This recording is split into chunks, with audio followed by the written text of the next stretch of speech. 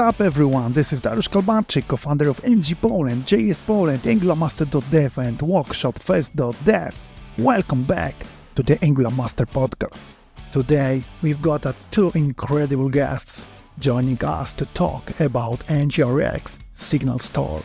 Ladies and gentlemen, Okrushko and Marko Stanimirović.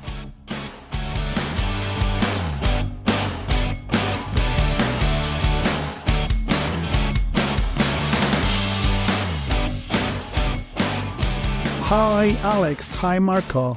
How it's going? Very great. Thank you. Can you give us an overview of what NgRx Signal is and its key principles? Yep. So NgRx Signals is a library, a standalone library that provides a state management solution, a reactive state management solution. And in addition to that, we also have utilities to work with Angular Signals. When we built when we actually first designed, then implemented NgRx Signals package, we did it with some key principles in mind, such as simplicity, having a lightweight library, being able to define a state management logic in a declarative manner, to have a type-safe library as well. And did I miss something, Alex? No, I think those are the key, right? I guess this is Angular came up with Signals, right? So this is the package from NgRx that supports a lot of the Signal use cases as well. Yeah. Also, modularity and extensibility is one of the biggest powers of NgRx Signals package. NgRx Signals package introduces a SignalStore, a third state management solution from the NgRx team. Why is it needed? Is that to support a new Angular Signals reactive primitive? Yeah, it's a good question. So as many people are aware, right, we already have two state management solutions. Before that, we had the NgRx global store, right, the Redux-based pattern, and it's been what most people would use from NgRx in general. And then 5 years ago, we introduced also component store, right? This is it's meant to target the use cases where we need a more localized state management, even though we can use it as a lightweight global management solution as well. But the main focus is local state management, branch state, and things of that nature. So, why the third? And if somebody thinks that, hey, maybe it's because, well, we have Signals and we now want to have a state management solution that's based on Signals inside of it, that's not quite the answer, actually, because what's inside of state management solution, how it internally operates, it almost doesn't matter. Both component store and global store operate internally on RxJS, but to be backwards compatible or to be compatible with the new Angular Signals API, both global state management and the component store introduced select signal. So instead of select, you can just do select signal and it will give you the signals back, right? So it would work with Signal in Signal world no matter what. Why we actually introduced the third management solution are a few key principles, right? One is type, right? So it's not quite easy, or possible to dynamically type class-based approach. And this one is fully functional. And there are other reasons. I'm sure Marko will talk about them. But I think one of the main important reasons is extensibility. Extensibility of SignalStore. And again, I'm sure we're going to talk about this in a number of times, but this brings such superpowers to this package that weren't there before.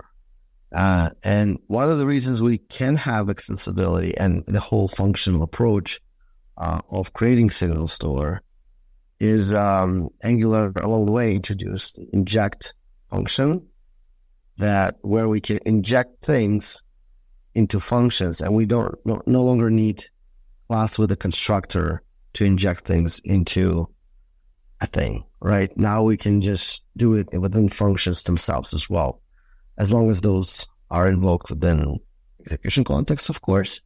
But again, the main idea is Angular inject unlocked the whole new pattern that we can use. And this new pattern becomes extremely extensible and composable. And that is why I think third state management solution, which kind of can be used as a global, can be used as local as well, can be used in all those scenarios as well. That's what it unlocked. And I think this is why a lot of people are excited about Signals package and SignalStore in particular.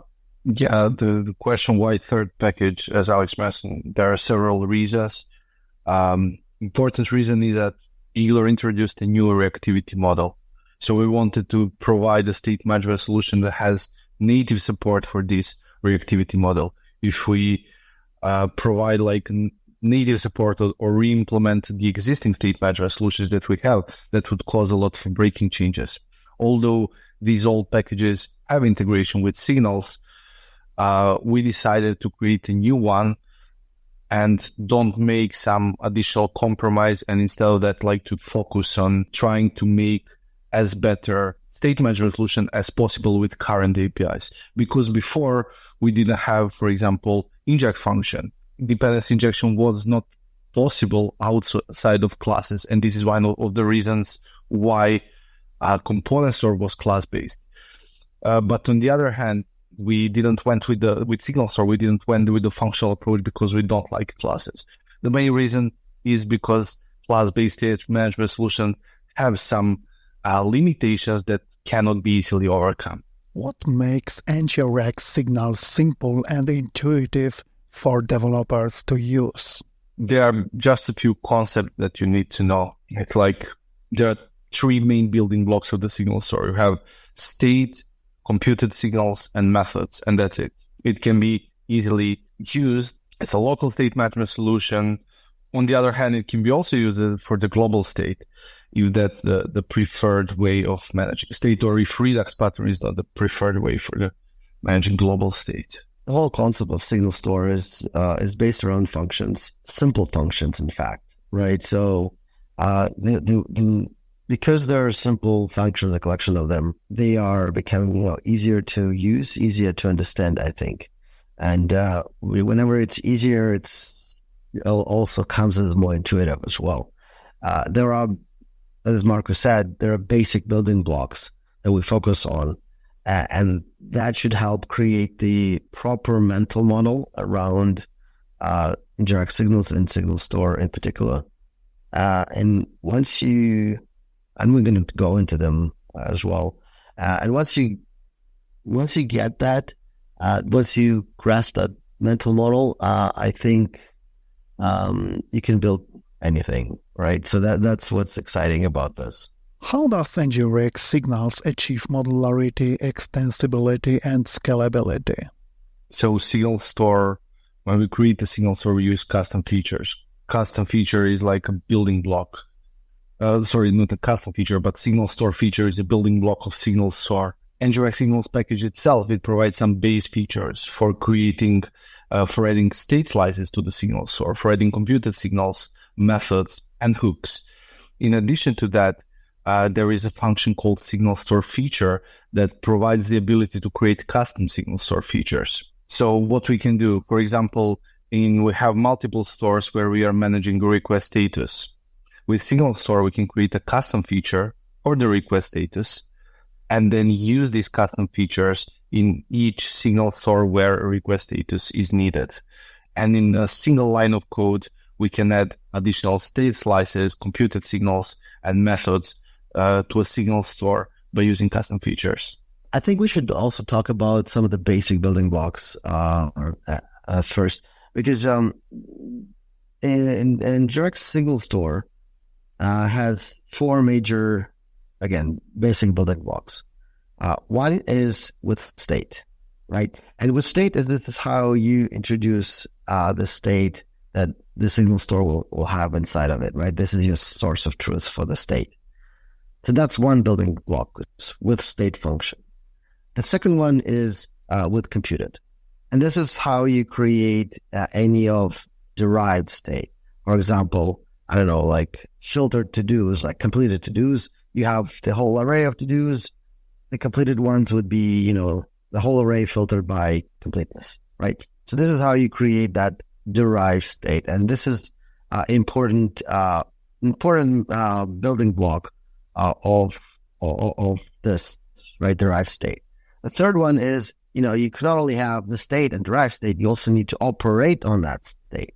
And this is where, with methods come in. This is where you will create some functions or that would be operating on the state. For example, adding a to-do, which will catch the state and introduce it into your to-do, or some other ones as well. For example, invoking the API call and doing things as a side effect of success or error. Like that's with method building block. And the final building block is the hooks. So if we want to do something when the building block, when the SignalStore is initialized, or when the SignalStore is destroyed, this is the fourth basically building block that allows us to pretty much complete whatever we want to within the SignalStore realm. And that leads to what Marko suggested is a custom feature. And that's the thing. This is the superpower. And in fact, I think this will be the topic of my talk at NG Poland, the custom features of NgRx SignalStore.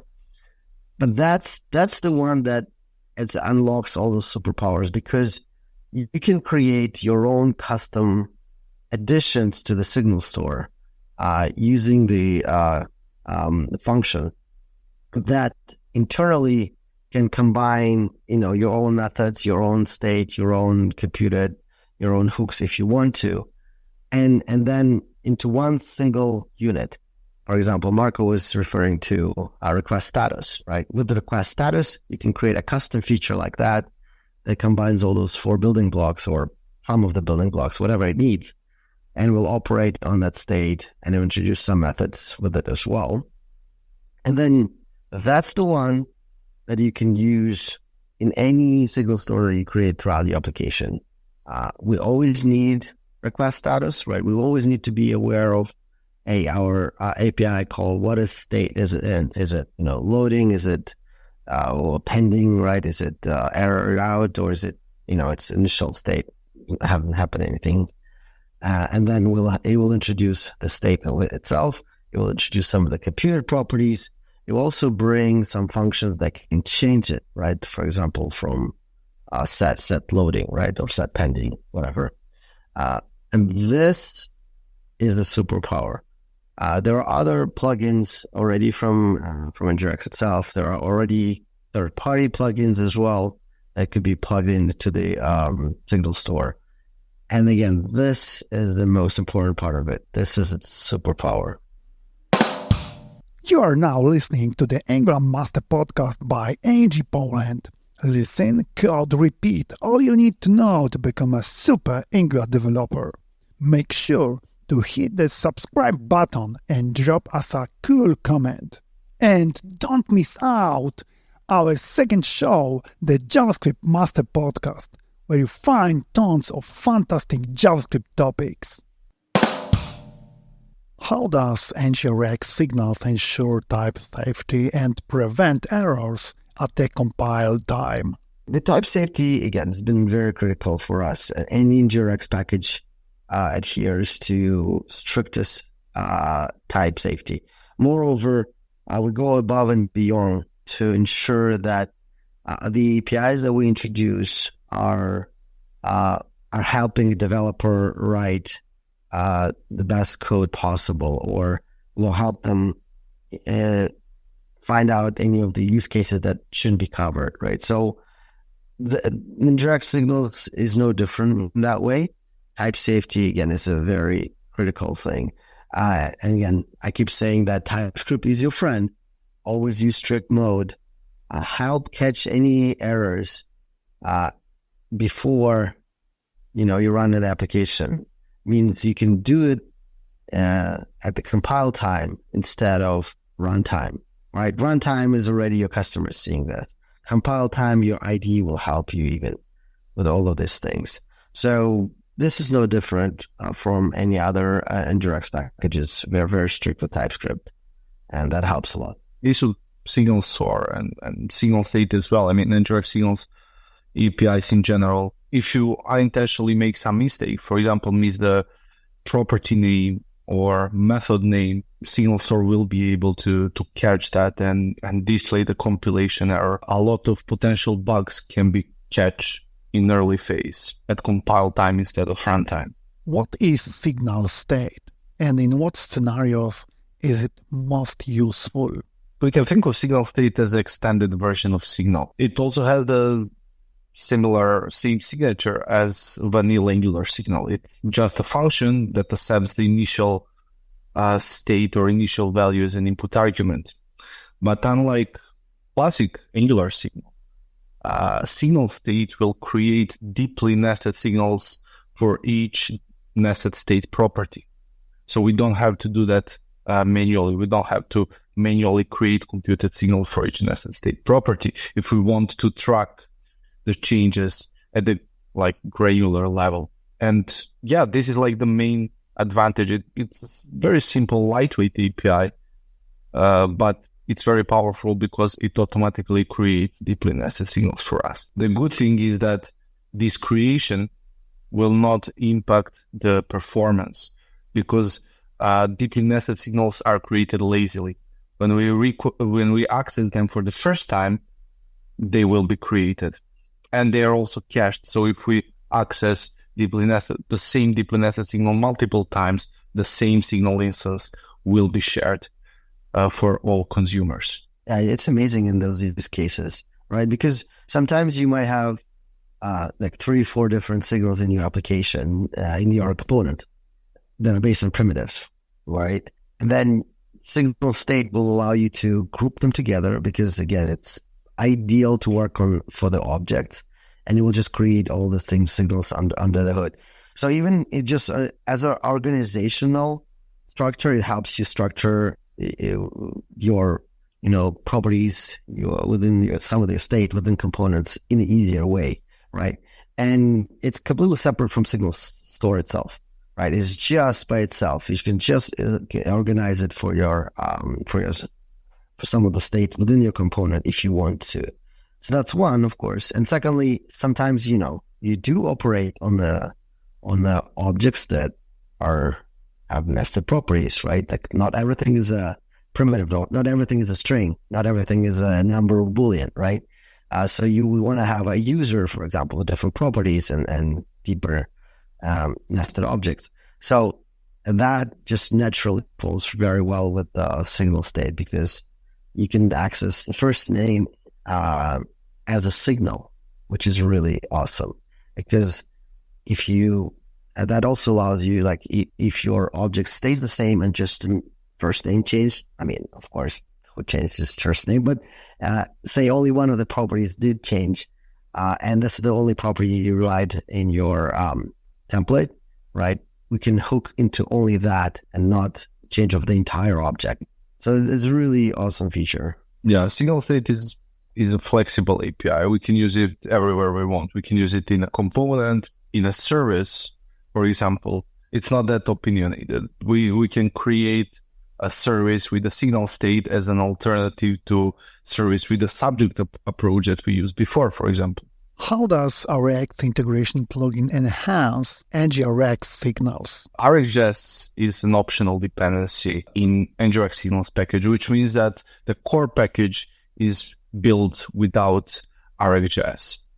And this is, by the way, one of the goals of the Angular team in the future, to have RxJS as an optional dependency. On the other hand, NgRx Signals package has RxJS interop plugin inspired by Angular core RxJS interop plugin. And the idea with this plugin is to provide optional but powerful integration with RxJS. So what we want to do, we want to take the best from both worlds. We want to use Signal for the state, but still have an option to use RxJS for performing asynchronous side effects.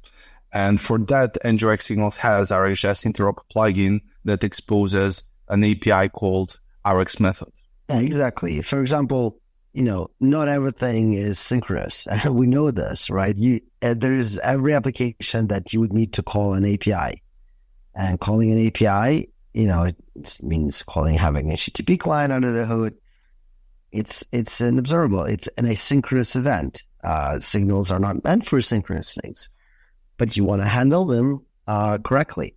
And this is where, again, this Rx method allows you to plug back RxJS in and use it where RxJS really, really shines, right? Asynchronicity, race conditions, one of those four flattening operators, right? How you handle race conditions.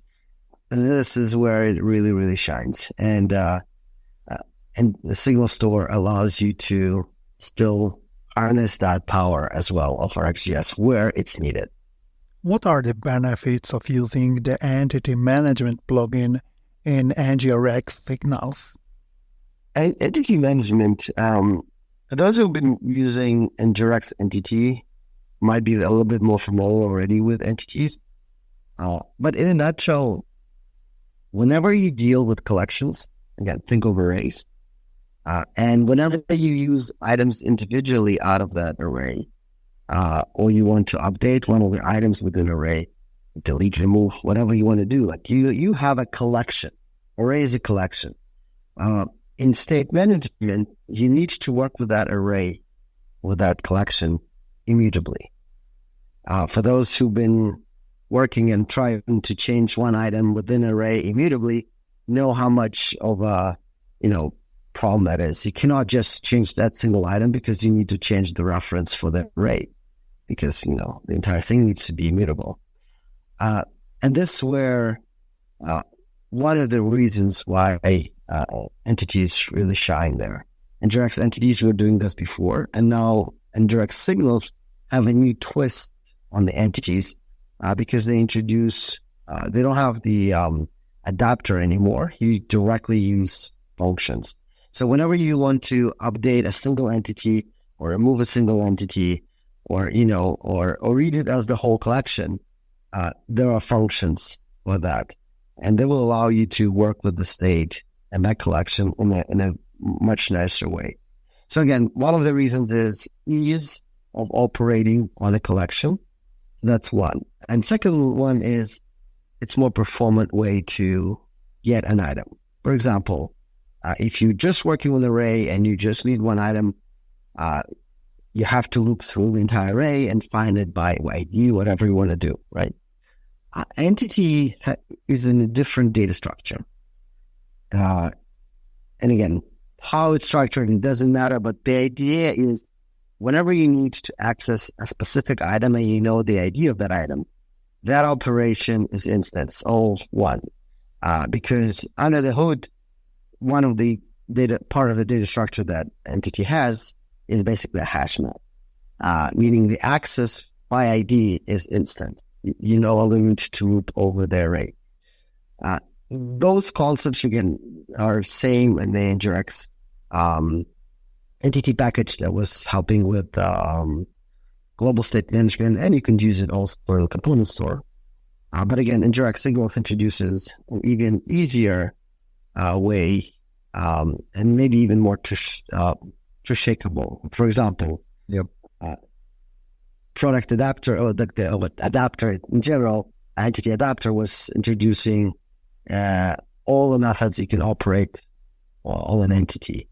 However, say in your application, you only do like update entity, maybe delete entity, and that's it, right? Or get all entities, right? The rest of them you're not using. The functional format, the structure of NgRx Signals allows you to basically tree shake any of the other methods, or in this case, it'll be functions, that you don't use. And then it makes your bundle just a tiny bit smaller, but smaller nevertheless, right? So that's the new benefit that wasn't possible before with the NgRx entity. Yeah, exactly. NgRx Signals package in general is really lightweight. currently, one of the probably most lightweight state management solutions in the Angular ecosystem. And the main reason for that is tree shakeability. So all the APIs provided by NgRx Signals core package, as well as its plugins, all the APIs are tree shakeable. How does the patch state function work for updating state in NgRx Signals? This is a bit different compared to other state management solution, because usually store has some methods to update the state, or like any state wrapper in general. And here the concept is a bit different. Touch state function, when I designed it, I was inspired by the new Rx function from the RxJS version 8. Rx function accepts like the observable is first, and then a sequence of RxJS operators as REST arguments. In a similar manner, patch state function accepts a SignalStore or SignalState reference as a first, and then sequence of partial state or partial state updaters as REST arguments. With this approach, we have the ability to create a reusable SignalStore and SignalState custom updaters that will update only a single slice of the state, and then compose multiple custom updaters together, and also reuse custom updaters in any store where a specific state slice needs to be managed. What are custom state updates, and how can they be used effectively? If you have, for example, multiple SignalStore or Signal states that manage the same state slice, for example, we can again go back to the example with request status or with entities. So you can create custom updaters that will be dedicated to the specific state slice, and then use them with every SignalStore or SignalState that has that specific state slice, instead of repeating the same updating logic over and over. With custom updaters, another benefit is that they are pure functions, so testing is also very easy. This is where, we kind of use this custom updaters. Again, one example is NgRx Entity, not NgRx Entity, the new Signals entity. When you do, set entity, add entity, or, update entity, all of these things are basically your custom state updaters. They're pure functions. They're not tied to any of the adapter, so they're standalone. And that what allows you to encapsulate the modification, for example, of the state just within them, and you can then reuse it across your application. Or, if you want even to publish a package, this is how they can help, operate in some of the state as well. They'll be also, packaged with that. How does SignalStore compare with a global NgRx store component store? Yeah, good question. So again, the global store, it's a Redux pattern. I should say that all of our state management solutions have indirection. They're all pretty much push-based, most of them. And this is the way we operate on all three of them. So this is a common thing across of them. Is if we need something, we'll invoke something, right? So if we needed to do something, we'll call a method, but we don't expect that method to return us anything back. Like, for example, if you have a service, you call a method and you expect it to return observable for you, right? None of it is here. So when you call a method, it's always a signal into it that something needs to be done. Add a to-do or something. You don't get the response back. It's same with the global state management, our global store, right? When you need something to happen, you dispatch an action.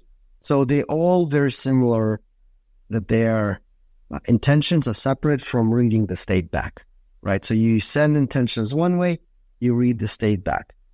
Redux-based solution, our global store, has a second layer of interaction. It has actions. And the benefit of having a second layer of interaction like actions is that you can invoke multiple things at the same time with one single action, because you can have multiple effects listening for the same action, and even reducers, right? Think of, your page gets open, you need to fetch the ratings, fetch the products, fetch something else. Those could be all independent effects, and they'll be all triggered at the same time. That is amazing, but that's, for example, not always necessary, right? For example, if there's only one thing I want to do, it's easier just to call a method and say, hey, fetch something for me. And this is where, component store was first benefiting from this. It doesn't have the action indirection, but it can do quite a lot of things as well. This is where, component store and global store. SignalStore also, similar to component store, doesn't have action indirection, right? So it also introduces it, so it's very much component store like, but with additional superpowers that we talked about, the extensibility being one of them through those custom features. And additionally, you can actually go with SignalStore for your global state solution. So, for example, if you're starting a new app from scratch, and you're like at least version 17 up, you can use SignalStore as your global state management solution as well. If you don't plan to use the Redux based approach and have multiple action dispatch affect multiple things at the same time. If you need to introduce a global store, they can actually work well together anyway. SignalStore and global store can work together, similar how component store and global store could work together as well. So that's how they compare to me. SignalStore, again, is an evolution. It doesn't solve the Redux-based approach, right? But it does solve local state, and it could be used as a global state as well, if that's the approach you want to take. What's the plan for store and component store in the future? There is no plan to deprecate any of these packages. If the question, they are widely used. Store is currently the most used state management solution in the Angular ecosystem, with over 600K weekly downloads on NPM. Right after it, we have component store with almost 200K weekly downloads. So these two state management solutions, the plan is to continue to maintain them and also to improve them in the future. When it comes to our suggestions, what to choose, for example, for the new project, for the local state management, we suggest SignalStore.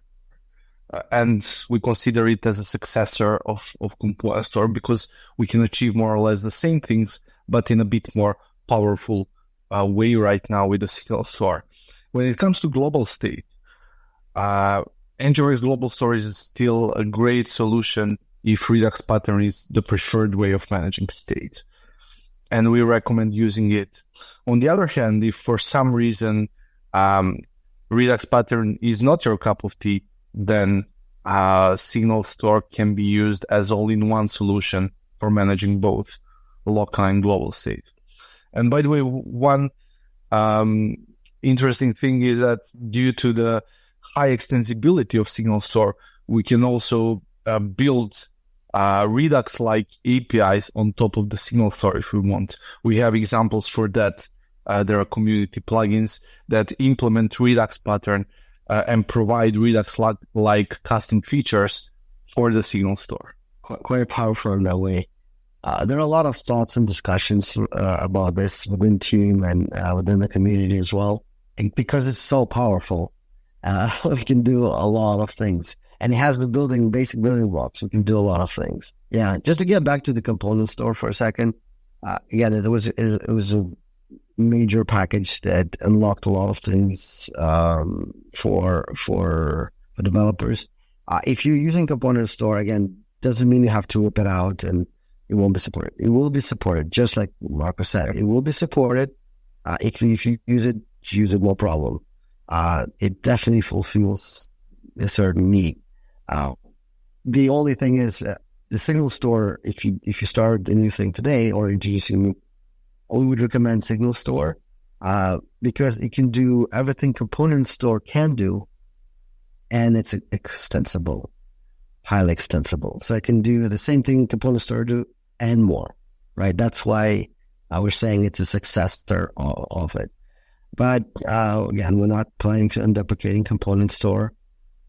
I mean, it's also not a huge package anyway. It's like 300 lines of code, so yeah. it doesn't need to go away, or it's not that it's a big burden to maintain it. It's stable. It has the Signal API now as well, like Select Signal, and it's good to be continued to use. But we recommend SignalStore for new things. That's where these two stand. When it comes to usage, NgRx Signals package recently reached 50K weekly downloads. And this is a great success. It has like almost exponential growth. In less than 8 months, we have 50K weekly downloads. Yeah, it's the adoption and reception by the community has been phenomenal. This is probably one of our highest adopted packages.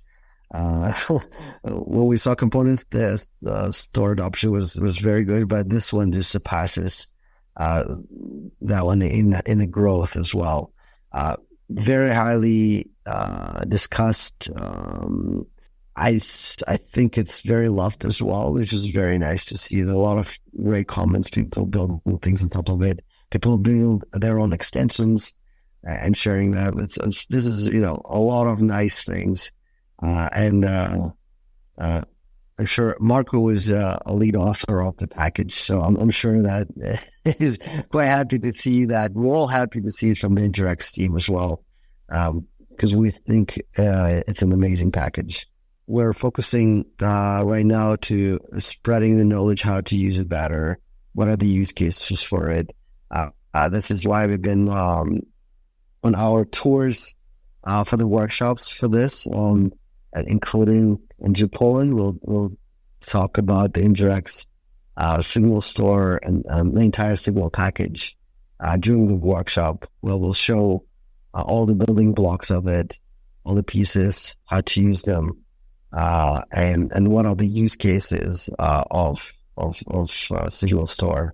I'm very, very excited to bring this workshop for NG Poland as well. Yeah, and in addition to that, we will also talk about state management patterns in Angular applications, about global state, local state, differences between local and global state.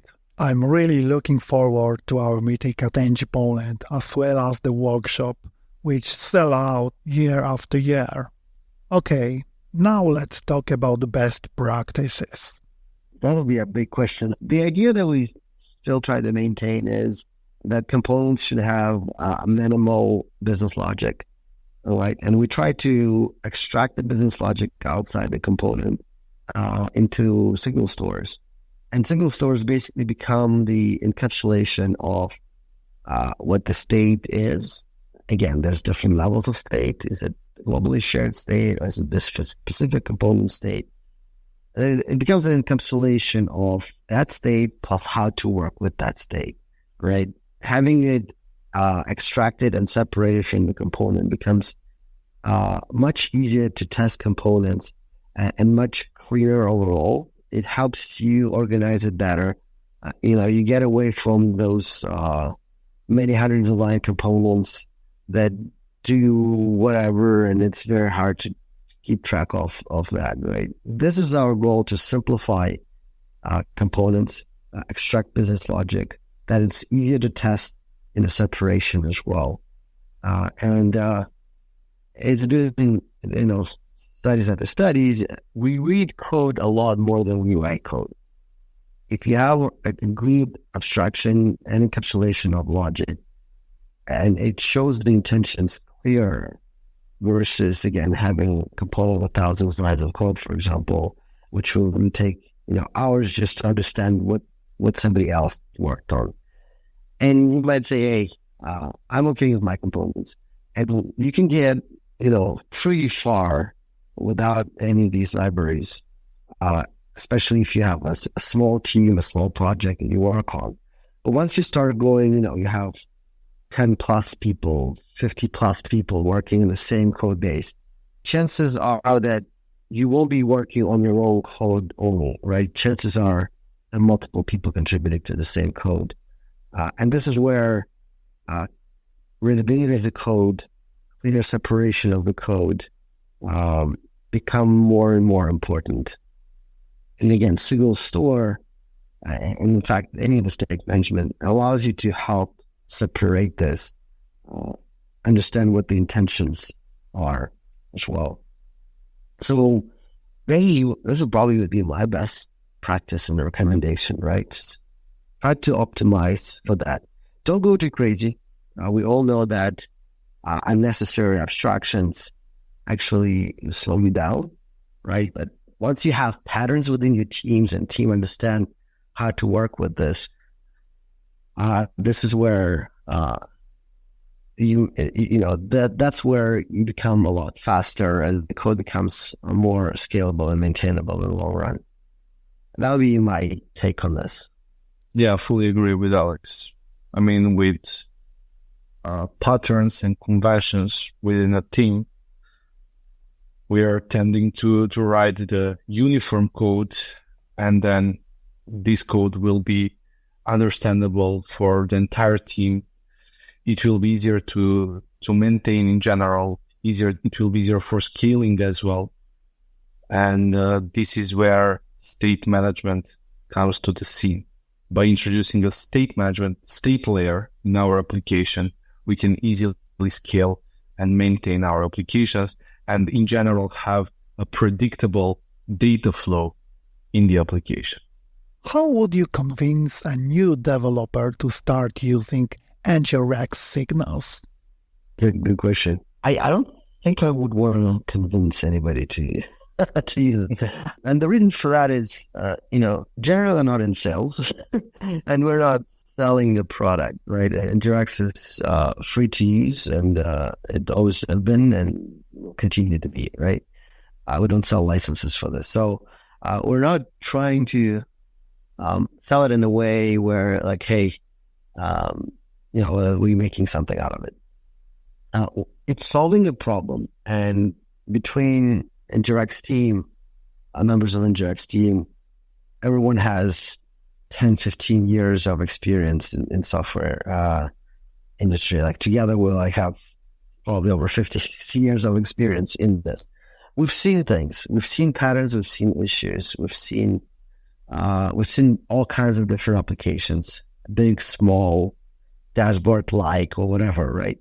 At the end of the day, applications needs to be, again, especially the enterprise level applications, they need to be able to be maintainable for the larger team and solve problems in a way that unblocks the team and makes the team go faster.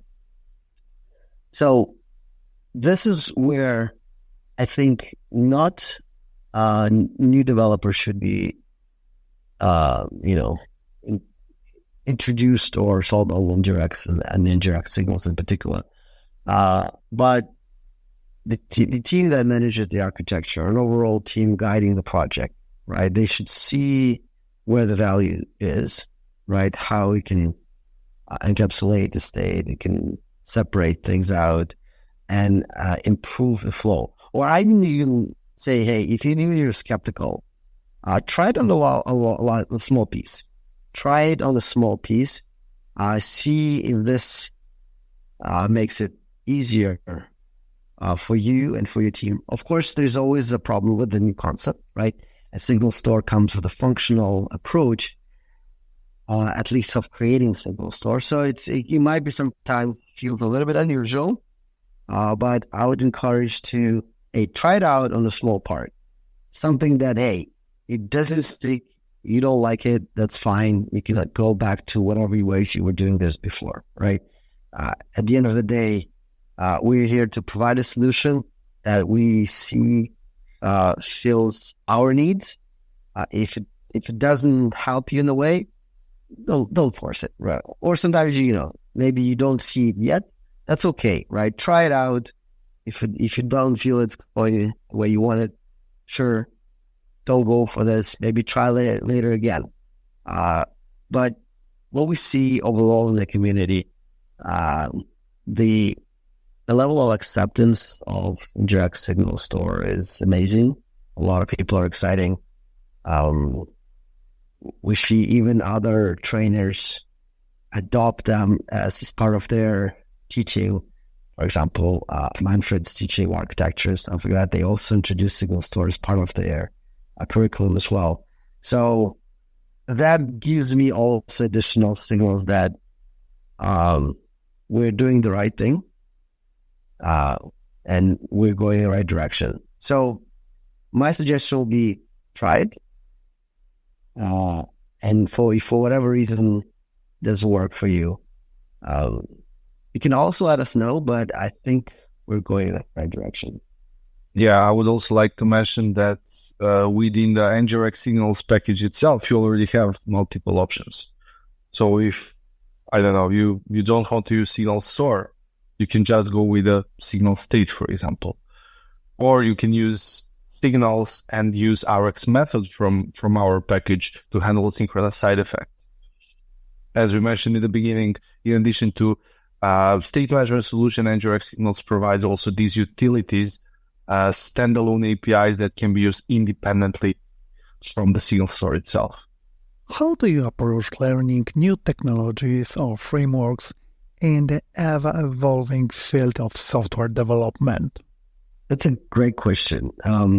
So the way I approach things is I try to create mental models around things, right? So, and I think, say, even if we're learning new framework or anything like that, application itself across any frameworks is the same thing. And this is where, creating the mental models around this will help. For example, I like to understand where the state lives. What are the layers of application, right? This is the data access layer. This is the actual sharing layer and caching layer. This is the transformation layer, for example. So I try to package that in a way that it's easier for me to understand and reason about as well. This will be new technologies and new frameworks, or again, new things that are being introduced.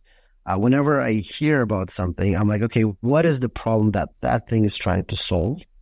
And then I try to unwind it, like, okay, where would I face this problem, and how would it fit in my mental model to approach this problem? I think this is the biggest thing for me. Again, I've been for quite some time working with the architecture as well, and guidance, and even state management layer helps a lot with that. But yeah, this mental models is the way I approach things. Yeah, I agree with you. Nothing special to add. It's important always. For me, it was, especially when I was a beginner, when I wanted to learn or had to learn something at the university, my first question was, why do we need this? What's the purpose of a specific thing? When you understand that, then also the motivation is higher to learn it. So what motivates you to work on an open source project? For me, it's a great satisfaction when you see that thousands of engineers around the world are using something that you made, that you designed. For me, it's very easy. So Derek continues to invite me for NG Poland. That's what I do.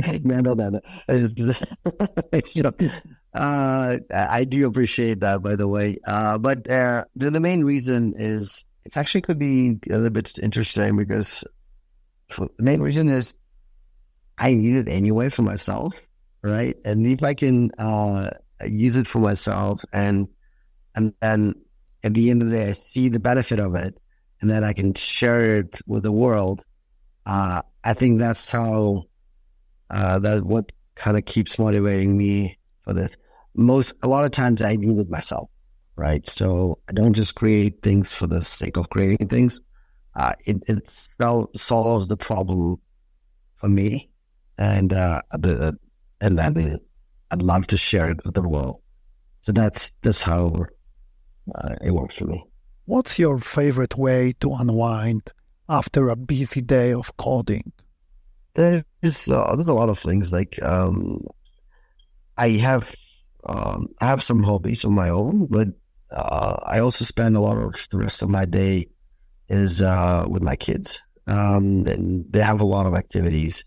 A few of them play competitive soccer, for example. So just watching them play and playing with them is how I unwind. And then after that, they go to sleep. I have my own things. For example, I like to play basketball as well. So this is my way to unwind. I think to unwind. Yeah, after exhausting day of coding, I like to do open source. This is my way to relax. I'm kidding. In addition to programming, I like music and art. I'm a hobby musician for around, 15 years, even more, almost 20. So I like to play the guitar. When I was a kid in my high school, I also had a rock band. Unfortunately, when I started my university, I continued just as a hobby musician, but it's still my passion and a way to relax after exhausting days. Gentlemen, thank you for the conversation. It was a real pleasure. See you soon on the NG Poland and JS Poland. And you, my dear listener, have you hit the subscribe button yet? If not, now is a perfect time. See you in the next episodes.